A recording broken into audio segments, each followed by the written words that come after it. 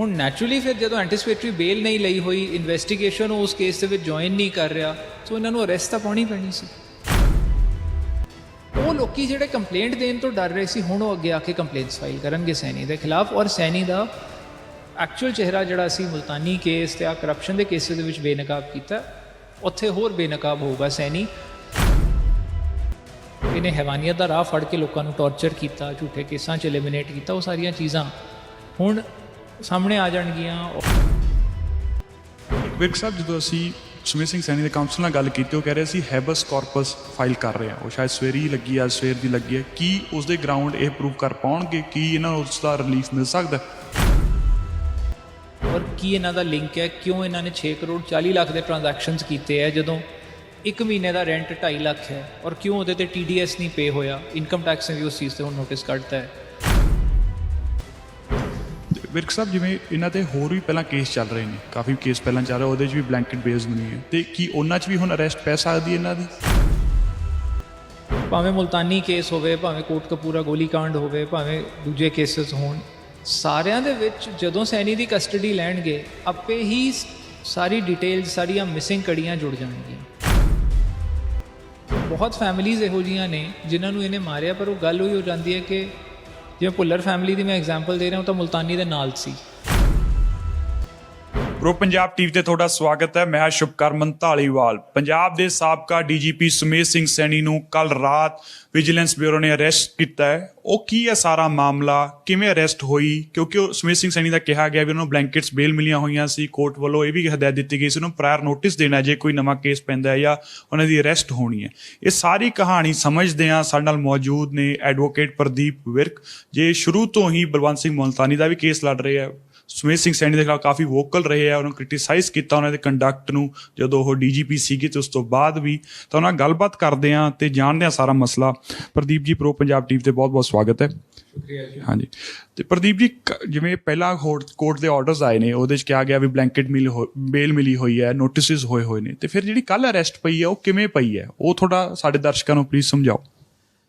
ਕੱਲ੍ਹ ਵਾਲੀ ਜਿਹੜੀ ਅਰੈਸਟ ਹੈ ਜੀ, ਉਹ ਪੁਰਾਣੇ ਕੇਸ ਦੇ ਵਿੱਚ ਹੈ, ਨਾ ਕਿ ਨਵੇਂ ਕੇਸ ਦੇ ਵਿੱਚ। ਵਿਜੀਲੈਂਸ ਬਿਊਰੋ ਨੇ ਇੱਕ WWICS ਵਾਲਾ ਕੇਸ ਰਜਿਸਟਰ ਕੀਤਾ ਸੀ, ਜਿਹਦੇ ਵਿੱਚ ਸੁਮੇਧ ਸਿੰਘ ਸੈਣੀ ਆਲਰੇਡੀ ਨਾਮਜ਼ਦ ਨਹੀਂ ਹੋਇਆ ਸੀ, ਪਰ ਉਹਦੇ ਵਿੱਚ ਜਿਹੜੀ ਨਿਮਰਤਦੀਪ ਦੀਆਂ ਪ੍ਰਾਪਰਟੀਜ਼ ਦੇ ਉੱਤੇ ਮੁੱਦਾ ਉੱਠਿਆ ਸੀ, ਪ੍ਰਾਪਰਟੀਜ਼ ਦੀ ਅਟੈਚਮੈਂਟ ਹੋਈ। ਉਹਨਾਂ 'ਚੋਂ ਇੱਕ ਰੈਜ਼ੀਡੈਂਸ਼ੀਅਲ ਹਾਊਸ ਸੀ ਜਿਹਦੇ ਵਿੱਚ ਪਤਾ ਲੱਗਿਆ ਕਿ ਸੁਮੇਧ ਸਿੰਘ ਸੈਣੀ ਉਸ ਘਰ 'ਚ ਰਹਿ ਰਿਹਾ ਸੀ, house number 3048 sector 20 Chandigarh.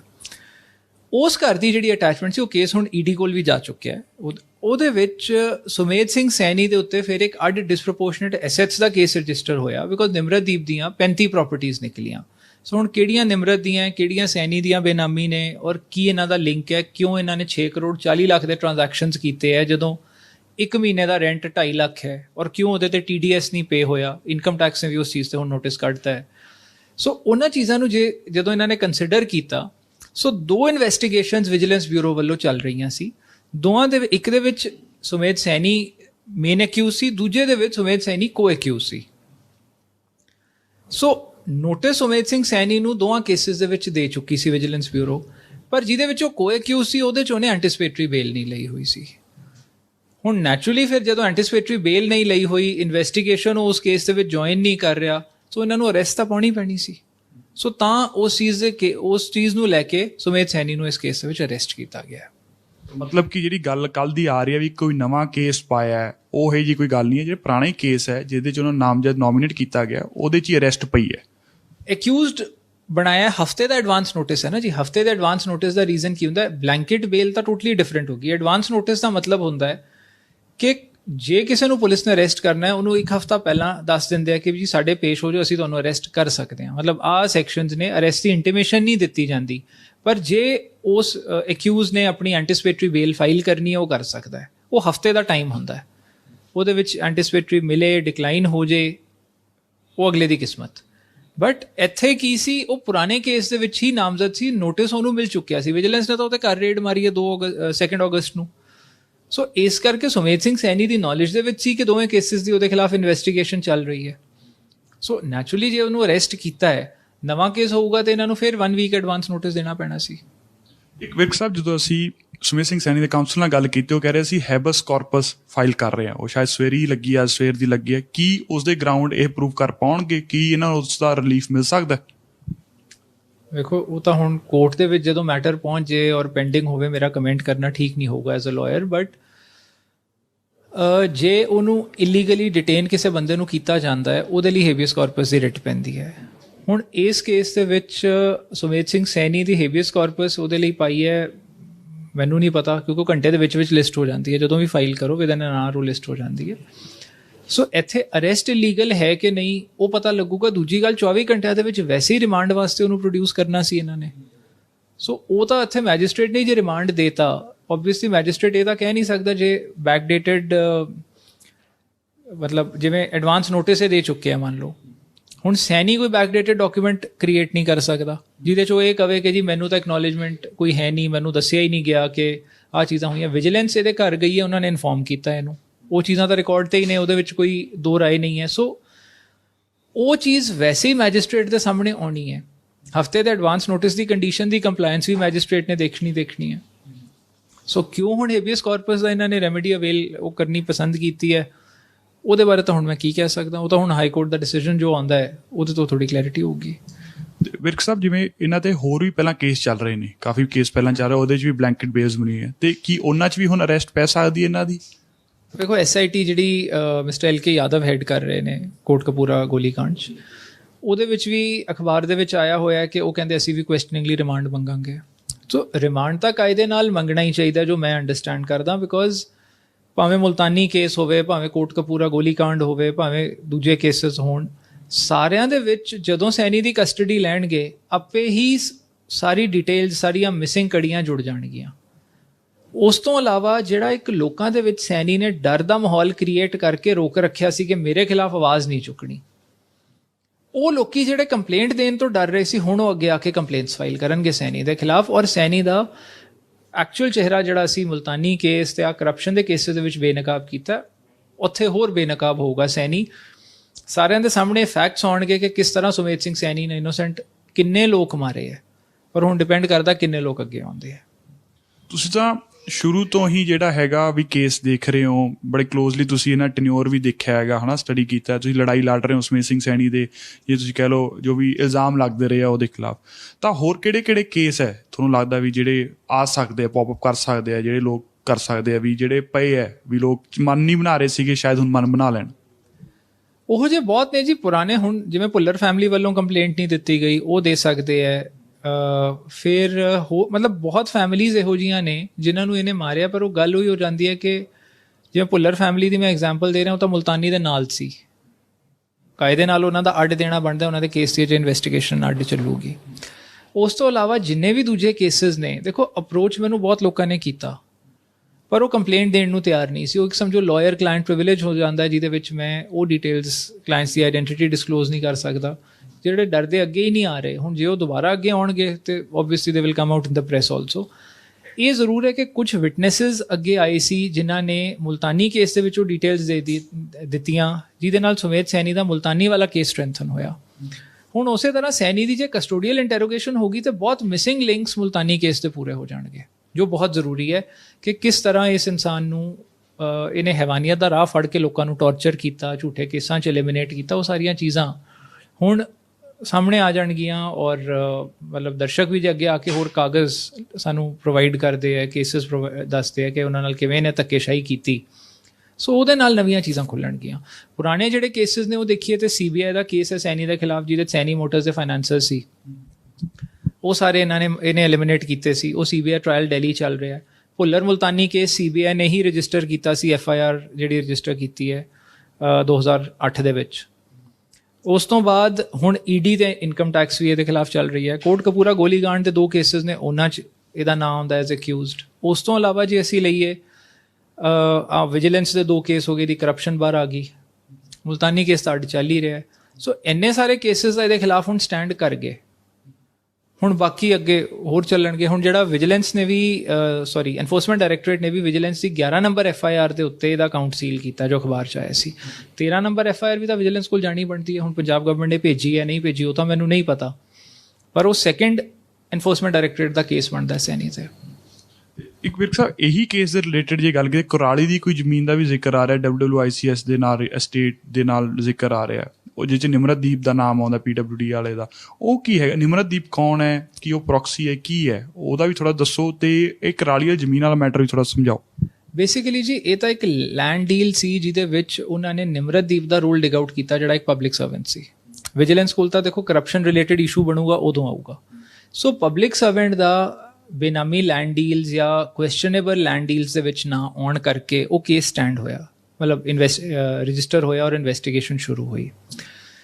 Otherwise ਜਿਹੜਾ ਜੇ ਆਪਾਂ ਨਿਮਰਤ ਦੇ ਲਿੰਕ ਦੀ ਗੱਲ ਕਰੀਏ, ਉਹਦੇ ਵਿੱਚ ਆਇਆ ਕਿ ਨਿਮਰਤ ਦਾ ਸੈਣੀ ਉਹਦੀ ਕੋਠੀ 'ਚ ਰਹਿ ਰਿਹਾ ਹੈ। ਮੁਲਤਾਨੀ ਕੇਸ ਦੇ ਵਿੱਚ ਮੈਂ ਇੱਕ ਲੈਟਰ ਦਿੱਤੀ ਸੀ ਉਸ ਵੇਲੇ ਦੇ ਚੀਫ ਜਸਟਿਸ, ਜਿਹੜੇ ਬਾਅਦ ਚੀਫ ਜਸਟਿਸ ਆਫ ਇੰਡੀਆ ਵੀ ਬਣੇ, ਜਸਟਿਸ ਤੀਰਥ ਸਿੰਘ ਠਾਕੁਰ। ਉਹਨਾਂ ਦੀ ਇੱਕ ਇਨਕੁਆਇਰੀ ਰਿਪੋਰਟ ਸੀ, ਜਿਹੜੀ ਲੈਟਰ ਉਹਨਾਂ ਨੇ ਜਸਟਿਸ ਬਾਲਾ ਕ੍ਰਿਸ਼ਨਨ, ਜਿਹੜੇ ਉਸ ਵੇਲੇ ਚੀਫ ਜਸਟਿਸ ਆਫ ਇੰਡੀਆ ਸੀ ਜਦੋਂ ਇਹ ਇੱਥੋਂ ਦੇ ਚੀਫ ਜਸਟਿਸ ਸੀ ਪੰਜਾਬ ਹਰਿਆਣਾ ਹਾਈ ਕੋਰਟ ਦੇ, ਜਿਹਦੇ ਵਿੱਚ ਉਹਨਾਂ ਨੇ ਇਲੀਗਲ ਫੋਨ ਟੈਪਿੰਗ ਦੇ ਉੱਤੇ ਸੁਮੇਧ ਸੈਣੀ ਨੂੰ ਇੰਡਾਈਟ ਕੀਤਾ ਸੀ। ਉਸ ਲੈਟਰ ਦੇ ਵਿੱਚ ਬੜੀ ਇੰਟਰਸਟਿੰਗ ਗੱਲ ਸੀ ਕਿ 2008 ਦੇ ਵਿੱਚ ਸੁਮੇਧ ਸੈਣੀ ਨੂੰ ਬੈਨੀਫਿਟ ਦਿਵਾਉਣ ਦੇ ਲਈ ਨਿਮਰਤ ਪ੍ਰਾਈਵੇਟ ਬੰਦਿਆਂ ਨਾਲ ਗੱਲ ਕਰਕੇ ਉਹਨਾਂ ਦਾ ਸਟਿੰਗ ਆਪਰੇਸ਼ਨ ਕਰਕੇ ਇੱਕ ਸਿਟਿੰਗ ਹਾਈ ਕੋਰਟ ਜੱਜ, ਜਿਹੜੇ ਸਾਡੇ ਬਹੁਤ ਵੈਲ ਰਿਸਪੈਕਟਡ ਜੱਜ ਰਹੇ ਨੇ ਹਾਈ ਕੋਰਟ ਦੇ, ਉਹਨਾਂ ਦੇ ਖਿਲਾਫ ਝੂਠੇ ਐਲੀਗੇਸ਼ਨਸ ਲਾਏ। ਔਰ ਨਿਮਰਤ ਨੇ ਕੰਪਲੇਂਟ ਕਿਹਨੂੰ ਦਿੱਤੀ ਉਸ ਚੀਜ਼ ਦੀ? ਹਾਈ ਕੋਰਟ ਜੱਜਿਸ ਦੀ ਇਨਵੈਸਟੀਗੇਸ਼ਨ ਲਈ ਸੁਮੇਧ ਸਿੰਘ ਸੈਣੀ ਨੂੰ, ਜਿਹੜਾ ਚੀਫ ਡਾਇਰੈਕਟਰ ਵਿਜੀਲੈਂਸ ਹੈ। ਸੁਮੇਧ ਸੈਣੀ ਉਸੇ ਜੱਜ ਦੇ ਅਗੇਂਸਟ ਇਨਕੁਆਇਰੀ ਕਰਦਾ ਜਿਹੜਾ ਉਹਦਾ ਕੇਸ ਸੁਣ ਰਿਹਾ। ਔਰ ਜਸਟਿਸ ਤੀਰਥ ਸਿੰਘ ਠਾਕੁਰ ਨੇ ਬੜੀ ਕਲੀਅਰਲੀ ਆਪਣੀ ਉਹ ਲੈਟਰ ਦੇ ਵਿੱਚ ਮੈਂਸ਼ਨ ਕੀਤਾ, ਇਨਕੁਆਇਰੀ ਰਿਪੋਰਟ ਦੇ ਵਿੱਚ, ਕਿ ਸੁਮੇਧ ਸਿੰਘ ਸੈਣੀ ਦੇ ਖਿਲਾਫ CBI ਇਨਵੈਸਟੀਗੇਸ਼ਨ ਆਰਡਰ ਕੀਤੀ ਗਈ ਹੈ, ਇਸ ਕਰਕੇ ਇਹਨੇ ਆ ਕੀਤਾ, ਔਰ ਜਿਹੜਾ ਮਟੀਰੀਅਲ ਹੈ ਦੈਟ ਇਜ਼ ਸਸਪੀਸ਼ੀਅਸ, ਉਹਦੀ ਆਥੈਂਟਿਸਿਟੀ ਤੇ ਉਹਨਾਂ ਨੇ ਬੜੀ ਕਲੀਅਰਲੀ ਡਾਊਟ ਰੇਸ ਕੀਤਾ ਹੈ। ਔਰ ਉਹ ਫੋਨ ਟੈਪਿੰਗ ਇਲੀਗਲ ਜਿਹੜੀ ਸੀ, ਸੁਮੇਧ ਸੈਣੀ ਨੂੰ ਬਾਈ ਨੇਮ ਇੰਡਾਈਟ ਕੀਤਾ ਉਹਨਾਂ ਨੇ ਕਿਹਾ ਹੈ ਕਿ ਨਾ DGP, ਨਾ ਹੋਮ ਸੈਕਟਰੀ, ਨਾ ਚੀਫ ਸੈਕਟਰੀ, ਕਿਸੇ ਨੂੰ ਵੀ ਉਸ ਚੀਜ਼ ਦਾ ਪਤਾ ਨਹੀਂ ਸੀ। Organised crime and security of state ਦੀ ਗਰਾਊਂਡ ਤੇ ਕੀਤਾ ਹੈ, ਉਹ ਵਿਜੀਲੈਂਸ ਦਾ ਡੋਮੇਨ ਹੀ ਹੈ ਨਹੀਂ ਸੀ। ਸੋ ਸੁਮੇਧ ਸੈਣੀ ਔਰ ਨਿਮਰਤ ਦਾ ਜਿਹੜਾ ਲਿੰਕ ਹੈ ਉਹ 2008 ਤੋਂ ਆਉਂਦਾ ਹੈ, ਔਰ ਉਹ ਇੰਨਾ ਸਟਰੋਂਗ ਲਿੰਕ ਔਨ ਰਿਕਾਰਡ ਹੈ ਕਿ ਨਿਮਰਤ ਨੇ ਸੁਮੇਧ ਸੈਣੀ ਦੇ ਵਾਸਤੇ ਇੱਕ ਸਿਟਿੰਗ ਹਾਈ ਕੋਰਟ ਜੱਜ ਨਾਲ ਪੰਗਾ ਲਿਆ, ਝੂਠੀ ਮਤਲਬ ਐਵੀਡੈਂਸ ਫੈਬਰਿਕੇਟ ਕਰਕੇ, ਝੂਠੀ ਐਵੀਡੈਂਸ ਕ੍ਰੀਏਟ ਕਰਕੇ, ਜੋ ਇੱਕ ਆਮ ਬੰਦਾ ਨਹੀਂ ਕਰ ਸਕਦਾ। ਸੁਮੇਧ ਸੈਣੀ ਨੇ ਆਪਣੀ ਐਂਟੀਸਪੇਟਰੀ ਬੇਲ ਦੇ ਵਿੱਚ ਲਿਖਿਆ ਥੱਲੇ ਕਿ ਜੀ ਮੈਂ ਤਾਂ ਨਿਮਰਤ ਨੂੰ ਪਹਿਲਾਂ ਕਦੇ ਮਿਲਿਆ ਹੀ ਨਹੀਂ। ਇਹ ਇਨਸੀਡੈਂਟ 2009 ਦੀ ਚਿੱਠੀ ਦੇ ਵਿੱਚ ਰਿਕਾਰਡਡ ਸੀ। ਸੋ ਇਸ ਕਰਕੇ ਸੈਣੀ ਦੇ ਉਹ ਬਦਲਦੇ ਸਟੈਂਡਸ ਔਰ ਆਹ ਚੀਜ਼ਾਂ ਜਦੋਂ ਅਸੀਂ ਮੁਲਤਾਨੀ ਕੇਸ ਦੇ ਵਿੱਚ ਲਾਈਆਂ ਸੀ, ਉੱਥੋਂ ਇਹਦੀ ਇਨਕੁਆਇਰੀ ਸ਼ੁਰੂ ਹੋ ਗਈ। ਇੱਥੇ ਨਿਮਰਤ ਤੇ ਸੈਣੀ ਦੀ ਪ੍ਰਾਪਰਟੀ ਦੇ ਲਿੰਕ ਨਿਕਲਿਆ ਕਿ ਸੈਣੀ ਉਸ ਕੋਠੀ 'ਚ ਹੀ ਰਹਿ ਰਿਹਾ ਜਿਹੜੀ ਪ੍ਰੋਸੀਡਸ ਆਫ ਕ੍ਰਾਈਮ ਨਾਲ ਬਣੀ ਹੈ। ਸੋ ਉੱਥੋਂ ਸੈਣੀ ਤੇ ਨਵੀਂ FIR ਵੀ ਹੋ ਗਈ ਔਰ ਇਹਦੇ ਵਿੱਚ ਵੀ ਇਨਵੈਸਟੀਗੇਸ਼ਨ ਸ਼ੁਰੂ ਹੋਈ। ਇਹਨਾਂ ਦਾ ਪੁਰਾਣਾ ਲਿੰਕ ਹੈ ਔਰ ਉਸ ਤਰ੍ਹਾਂ ਇਹ ਕੜੀ ਜੁੜ ਰਹੀ ਹੈ। 35 ਪ੍ਰਾਪਰਟੀਜ਼ ਨਿਮਰਤ ਦੀਆਂ ਨਿਕਲੀਆਂ, 22 ਉਹਦੇ ਤੇ ਉਹਦੇ ਫੈਮਿਲੀ ਦੇ ਅਕਾਊਂਟਸ ਨਿਕਲੇ ਹੈ। ਹੁਣ ਇਹਨਾਂ 'ਚੋਂ ਕਿਹੜੀਆਂ ਪ੍ਰਾਪਰਟੀਜ਼ ਨੇ ਜਿਹੜੀਆਂ ਸੁਮੇਧ ਸੈਣੀ ਦੀਆਂ ਹੈ ਬੇਨਾਮੀ ਔਰ ਕਿਹੜੀ ਐਕਚੁਅਲੀ ਨਿਮਰਤ ਦੀਆਂ, ਉਹ ਹੁਣ ਤਫਤੀਸ਼ ਬਾਹਰ ਆਊਗਾ ਸਾਰਾ। ਤੇ ਮੁਲਤਾਨੀ ਕੇਸ 'ਚ ਵੀ ਇਹਨਾਂ ਦਾ ਰਿਮਾਂਡ ਲਿਆ ਜਾਊਗਾ, ਉਹਦੇ 'ਚ ਵੀ ਕੁਐਸਚਨਿੰਗ ਹੋਊਗੀ, ਉਹਦੇ 'ਚ ਵੀ ਅਰੈਸਟ ਹੁਣ ਪੈ ਸਕਦੀ ਹੈ। ਜਿਹੜਾ ਕੇਸ ਤੁਸੀਂ ਪੈਰਵਾਈ ਕਰ ਰਹੇ ਹੋ, ਤੁਸੀਂ ਦੇਖ ਰਹੇ ਹੋ, ਵੇਖੋ ਉਹ ਤਾਂ ਹੁਣ ਸਰਕਾਰ ਦੀ ਮਤਲਬ ਪੰਜਾਬ ਪੁਲਿਸ ਦੀ ਡਿਸਕ੍ਰਿਸ਼ਨ ਹੈ, ਉਹ ਲੈਂਦੇ ਹੈ ਕਿ ਨਹੀਂ ਲੈਂਦੇ, ਲੈਣੀ ਚਾਹੀਦੀ ਹੈ, ਹੁਣ ਉਹ ਲੈ ਵੀ ਸਕਦੇ ਆ ਕਿਉਂਕਿ ਐਂਟੀਸਪੇਟਰੀ ਬੇਲ ਬੇਸ਼ੱਕ ਇਹਨੂੰ ਮਿਲ ਗਈ ਸੀ, ਕੁਐਸਚਨਿੰਗ ਵਾਸਤੇ ਤਾਂ ਇਹਨੂੰ ਬੁਲਾਉਣ ਦੀ ਡਾਇਰੈਕਸ਼ਨ ਹੈ, ਉਹ ਤਾਂ ਜਦੋਂ ਮਰਜ਼ੀ ਬੁਲਾ ਲੈਣ ਔਰ ਉਹ ਰਿਮਾਂਡ ਲੈ ਕੇ ਬੁਲਾ ਵੀ ਸਕਦੇ ਆ। ਮੇਰੇ ਖਿਆਲ ਨਾਲ ਜੇ ਬੁਲਾ ਲੈਂਦੇ ਆ ਤੇ ਜਿਹੜੀਆਂ ਚੀਜ਼ਾਂ ਜਿਹੜੇ ਲਿੰਕਸ ਮਿਸਿੰਗ ਸੀ ਉਹ ਵੀ ਪੂਰੇ ਹੋ ਜਾਂਦੇ ਆ। ਤੇ ਇਹੀ ਸੇਮ ਗੱਲ ਜੇ ਪੁੱਛਿਆ ਬੇਅਦਬੀ ਦਾ ਮਸਲਾ ਹੈ ਵੀ ਉੱਥੇ ਗੋਲੀ ਕਿਵੇਂ ਚੱਲੀ, ਕਿਵੇਂ ਨਹੀਂ ਚੱਲੀ, ਕਿਹਦੇ ਆਰਡਰ ਤੇ ਚੱਲੀ, ਉਹ ਹਜੇ ਬਹੁਤ ਵੱਡੀ ਮਿਸਟਰੀ ਬਣਿਆ ਹੋਇਆ। ਕੋਈ ਕੁਛ ਕਹਿੰਦਾ, ਕੋਈ ਕੁਛ ਕਹਿੰਦਾ। ਇਨ ਸੈਂਸ ਆਫ ਪੋਲੀਟੀਕਲ ਇਸ਼ੂ ਵੀ ਬਹੁਤ ਵੱਡਾ ਹੈ। ਹੁਣ ਅਰੈਸਟ ਤੋਂ ਬਾਅਦ ਜੇ ਉਹਨੂੰ ਰਿਮਾਂਡ ਲੈ ਕੇ ਪੁੱਛਦੇ ਤਾਂ ਉਹ ਵੀ ਕਲੀਅਰ ਹੋ ਜਾਣਗੇ, ਉਹ ਵੀ ਲਿੰਕਸ ਜੁੜ ਸਕਦੇ ਆ ਕਿ ਸਿੱਟ ਵਾਲੀ ਗੱਲ ਵੀ ਉਹੀ ਰਹੂਗੀ? ਨਹੀਂ, ਬਿਲਕੁਲ ਉਹ ਕਲੀਅਰ ਹੋ ਜੂਗੀ ਜੀ। ਵੇਖੋ ਸਿੱਟ ਨਹੀਂ ਪੁੱਛਣੇ ਆ ਸਵਾਲ। ਹੁਣ ਜੇ ਸਿੱਟ ਉਹਦੀ ਰਿਮਾਂਡ ਲੈ ਲੈਂਦੀ ਹੈ ਇੱਕ ਵਾਰੀ ਤਾਂ ਸੈਣੀ ਸਾਰੀ ਡਿਟੇਲਸ ਦੇਊਗਾ। ਜਿਹੜੀਆਂ ਚੀਜ਼ਾਂ ਕਿਸੇ ਨੂੰ ਕਲੀਅਰ ਹੀ ਨਹੀਂ ਹੋ ਰਹੀਆਂ ਹੁਣ ਤੱਕ ਕਿ ਸੈਣੀ ਨੇ ਉਮਰਾ ਨੰਗਲ ਨੂੰ ਕਿਉਂ ਭੇਜਿਆ, ਨਾਲ ਪਰਮਜੀਤ ਪੰਨੂ ਕਿਉਂ ਭੇਜਿਆ, ਜਿਹੜਾ ਸੈਣੀ ਦਾ ਸੱਜਾ ਹੱਥ ਹੈ, ਦਿੱਲੀ ਟ੍ਰਾਇਲ ਫੇਸ ਕਰ ਰਿਹਾ ਸੈਣੀ ਨਾਲ। ਇਹੋ ਜਿਹੇ ਬੰਦੇ ਜਿਨ੍ਹਾਂ ਦੇ ਖਿਲਾਫ ਇਨੋਸੈਂਟ ਲੋਕਾਂ ਨੂੰ ਮਾਰਨ ਦੇ ਕੇਸਿਸ ਹੈ, ਉਹਨਾਂ ਬੰਦਿਆਂ ਨੂੰ ਕਿਉਂ ਹੈਂਡ ਪਿਕ ਕੀਤਾ ਗਿਆ, ਇੱਥੇ ਇੰਚਾਰਜ ਬਣਾਇਆ ਗਿਆ। ਸੋ ਉਹ ਚੀਜ਼ਾਂ ਦਾ ਜਵਾਬ ਤਾਂ ਹੁਣ ਸੁਮੇਧ ਸਿੰਘ ਸੈਣੀ ਨੇ ਦੇਣਾ ਹੈ ਨਾ। ਸੋ ਉਹ ਚੀਜ਼ਾਂ ਦਾ ਹੁਣ ਆਨਸਰ ਕਸਟਡੀ 'ਚ ਮੇਰੇ ਖਿਆਲ ਬੈਟਰ ਦੇਊਗਾ। ਵੈਸੇ ਉਹਨੇ ਇਵੇਸਿਵ ਆਨਸਰਸ ਦੇਈ ਜਾਣੇ ਸੀ। ਨਾ ਇਕੱਲੀ ਇਨਵੈਸਟੀਗੇਸ਼ਨ ਡਿਲੇ ਹੁੰਦੀ, ਉਹਦੇ ਨਾਲ ਕੀ ਹੁੰਦਾ ਹੈ, ਪ੍ਰੋਸੀਕਿਊਸ਼ਨ ਕਹੀ ਜਾਂਦੀ ਹੈ ਜੀ ਦੇਖੋ ਇਵੇਸਿਵ ਆਨਸਰਸ ਦੇ ਰਿਹਾ, ਕੋਆਪਰੇਟ ਨਹੀਂ ਕਰਦਾ, ਔਰ ਕੋਰਟ ਦੇ ਵਿੱਚ ਅਗਲਾ ਕਹਿੰਦਾ ਨਹੀਂ ਜੀ ਮੈਂ ਤੇ ਆਨਸਰ ਦੇ ਰਿਹਾ, ਮੈਨੂੰ ਇੰਨਾ ਹੀ ਪਤਾ। ਹੁਣ ਕਸਟਡੀ 'ਚ ਹੋਊਗਾ, ਐਟਲੀਸਟ ਉਸ ਚੀਜ਼ ਤੋਂ ਭੱਜ ਨਹੀਂ ਸਕਦਾ, ਇਨਵੈਸਟੀਗੇਸ਼ਨ ਛੇਤੀ ਕੰਪਲੀਟ ਹੋ ਜਾਊਗੀ ਔਰ ਪਬਲਿਕ ਨੂੰ ਇਨਸਾਫ ਵੀ ਮਿਲ ਸਕੂਗਾ। ਤਾਂ ਵੀਰ ਜੀ ਬਹੁਤ ਬਹੁਤ ਸ਼ੁਕਰੀਆ ਪ੍ਰੋ ਪੰਜਾਬ ਟੀਵੀ ਨਾਲ ਜੁੜਨ ਵਾਸਤੇ। ਤਾਂ ਇਹ ਸੀਗੇ ਪ੍ਰਦੀਪ ਵਿਰਕ, ਜਿਨ੍ਹਾਂ ਨੇ ਦੱਸਿਆ ਵੀ ਸੈਣੀ ਦੀਆਂ ਮੁਸ਼ਕਲਾਂ ਹਜੇ ਹੋਰ ਵੀ ਵੱਧ ਸਕਦੀਆਂ ਨੇ। ਸਰਕਾਰ ਚਾਹੇ ਜਾਂ ਪੰਜਾਬ ਪੁਲਿਸ ਚਾਹੇ ਹੋਰ ਵੀ ਜਿਹੜੇ ਕੇਸਿਸ ਨੇ ਉਹਨਾਂ ਉੱਤੇ ਪਹਿਲਾਂ ਜਿਹੜੇ ਪਏ ਹੋਏ ਆ ਉਹਦੇ ਅੰਦਰ ਉਹਨਾਂ ਦੀ ਅਰੈਸਟ ਪਾਈ ਜਾ ਸਕਦੀ ਹੈ। ਖਾਸ ਕਰਕੇ ਜਿਹੜਾ ਬੇਅਦਬੀ ਦਾ ਮਸਲਾ, ਜਿਹੜਾ ਸਭ ਤੋਂ ਵੱਡਾ ਪੋਲੀਟੀਕਲ ਇਸ਼ੂ ਹੈ ਪੰਜਾਬ ਦਾ, ਉਹਦੇ ਉੱਤੇ ਬਹੁਤ ਜ਼ਿਆਦਾ ਸਵਾਲ ਉੱਠੇ ਹੈ ਕੈਪਟਨ ਅਮਰਿੰਦਰ ਸਿੰਘ ਤੇ ਜਾਂ ਉਹਨਾਂ ਦੀ ਸਰਕਾਰ ਦੇ ਉੱਤੇ। ਉਸ ਮੁੱਦੇ ਦੇ ਉੱਤੇ ਵੀ ਹੁਣ ਕਲੈਰਿਟੀ ਆ ਸਕਦੀ ਹੈ। ਉਹ ਵੀ ਫਾਸਟ ਟਰੈਕ 'ਤੇ ਹੋ ਸਕਦਾ ਹੈ ਜੇ ਬੇਅਦਬੀ ਦੀ ਜਿਹੜੀ ਸਿੱਟ ਬਣੀ ਹੋਈ ਹੈ ਉਹਨਾਂ ਦਾ ਰਿਮਾਂਡ ਲੈਂਦੀ ਹੈ, ਉਹਨਾਂ ਨੂੰ ਕਸਟੋਡੀਅਲ ਪੁੱਛਗਿੱਛ ਕਰਦੀ ਹੈਗੀ ਹੈ। ਹੁਣ ਆਉਣ ਵਾਲਾ ਸਮਾਂ ਦੱਸੇਗਾ ਵੀ ਅੱਗੇ ਕੀ ਹੁੰਦਾ ਹੈ। ਪ੍ਰੋ ਪੰਜਾਬ ਟੀਵੀ ਤੇ ਮੈਂ ਕੈਮਰਾਮੈਨ ਸ਼ਮਸ਼ੇਰ ਸਿੰਘ ਨਾਲ